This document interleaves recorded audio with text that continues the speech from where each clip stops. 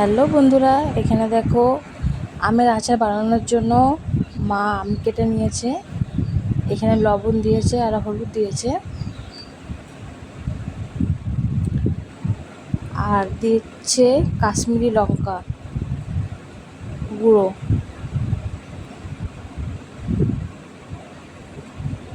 তারপরে দিচ্ছে এখানে বাটা মশলা।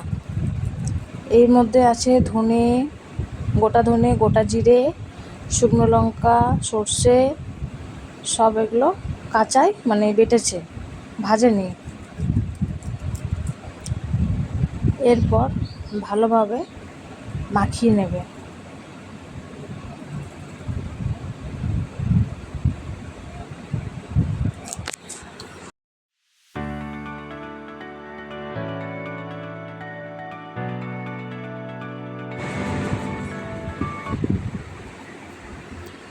মাখানো হয়ে গেছে।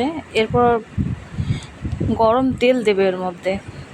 সরষের তেল গরম করে এর মধ্যে দিয়েছে। হ্যাঁ,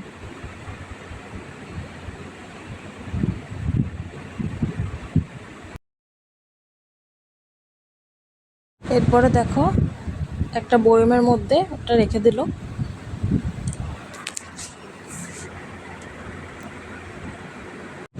সবটা বয়মের মধ্যে রেখে দিয়েছে। এরপর আবার সরষের তেল গরম করে ঠান্ডা করে এরপর আবার তেল দিচ্ছে।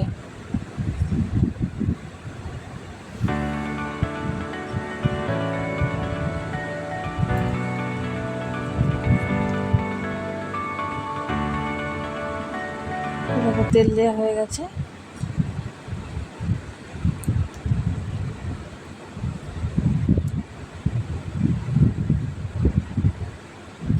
এরপর এটা রোদে দেবে।